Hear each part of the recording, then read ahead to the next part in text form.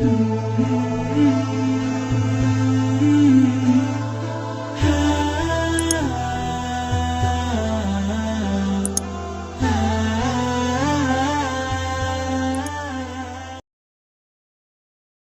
apa saja yang perlu diamalkan di Lailatul Qadar?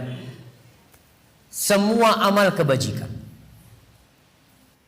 Aisyah radhiyallahu taala anha mengatakan, kata Aisyah radhiyallahu taala anha, ini seorang istri mensifati suaminya. Karena jamaah, yang paling kenal sama kita itu adalah pendamping hidup kita. Dia bersama kita 24 jam kali 360. Sehingga dia tahu kelakuan kita.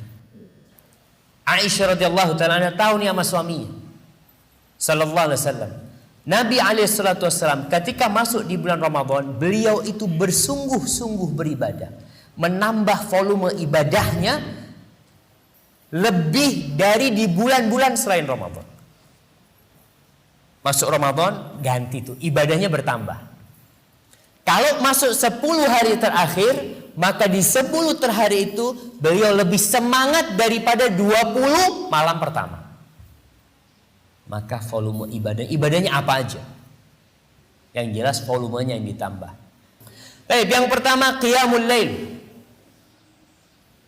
Amalan yang paling utama di Lailatul Qadar adalah qiyamul lail, salat malam. Salat malam itu namanya taraweh, sama itu qiyamul lail. Tahajud sama itu qiyamul lail. Artinya salat di malam hari. Salat setelah salat Isya itu disebut qiyamul lail. Rasulullah sallallahu alaihi wasallam mengatakan man qama lailatul qadri. Tadi udah kita sebutkan tuh. Man qama lailatul qadri. Barang siapa yang bangun salat malam pada Lailatul Qadar, ghufira lahu ma taqaddama min dhanbi. Dan Rasulullah sallallahu alaihi wasallam idza dakhala al-ashr awakhir min Ramadan. Beliau ni kalau masuk 10 hari dari Ramadan, akhir dari Ramadan, ahyal lail, malamnya dihidupkan. Ahyal lail. Wa aiqadha ahla, istrinya dibangunkan. Biasanya Nabi itu bangunkan istrinya kalau beliau mau witir. Di akhir malam baru dibangunin istrinya. Supaya juga ikut sholat malam. Tapi di malam Ramadan dibangunin mereka. Bahkan Rasulullah SAW sebelum Ramadan itu sering membangunkan putri dan menantunya. Rumah Nabi sama rumahnya Fatimah tuh nempel tembok. Rasul SAW kadang-kala datang ke rumahnya Fatimah, ngetuk pintu mengatakan, ala tusallian, kalian gak sholat nih, bangun nih sholat. Begitu Rasul SAW. Wa ayqadha ahla wa jadda wa shaddal mi'zar. Beliau semangat menyingsingkan lengannya, beribadah dan mengencangkan sarungnya. Mengencangkan sarungnya ini salah satu maknanya tidak mendekati istrinya. Ini bukan malam buat tidur-tiduran sama istri. Ini malam buat meraih Lailatul Qadar. Maka beliau beriktikaf biasanya ke masjid. Yang kedua, qiraatul Qur'anil Karim, baca Quran. Umpamanya 10 hari terakhir tiap hari 3 juz lah. Paling tidak 10 hari hatam Al-Qur'an Karim.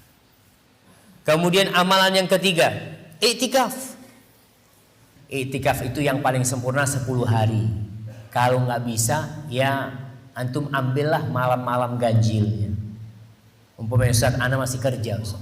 Inilah persiapan untuk Lailatul Qadar itu seharusnya sebelum Ramadan. Ada orang-orang, saya berjumpa dengan orang-orang yang 10 hari terakhir dia berhenti bekerja. Kenapa? Dia udah persiapkan. Dia punya duit, sudah dia tabung. Pas malam 10 hari terakhir ngomong sama istrinya, nih biaya untuk 10 hari ini sudah aku tabung untukmu. Cukup sudah. Aku 10 hari ini untuk Allah Jalla Jalla. 360 hari. 350 hari aku sibuk dengan dunia. 10 hari aku ingin di rumah Allah Jalla Jalla. Yang gak bisa ya boleh malam-malam ganjil. Boleh nggak iktikaf malam harinya, paginya pulang? Ya boleh-boleh aja. Karena iktikaf itu boleh 1 jam di masjid boleh. Tapi tentunya tidak sempurna. Iktikaf yang sebenarnya adalah iktikaf yang 10 hari. Ada yang mengatakan syarat iktikaf itu puasa, ada yang mengatakan tidak puasa. Tapi yang jelas intinya kita berusaha lah. 10 hari itu paling tidak semalam ke masjid. Full. Umpamanya kita ngomong sama keluarga kita, ngomong sama ibunya, Bu, malam ini habis berbuka Anda nggak pulang, besok Anda habis sahur pulang, habis subuh Anda pulang.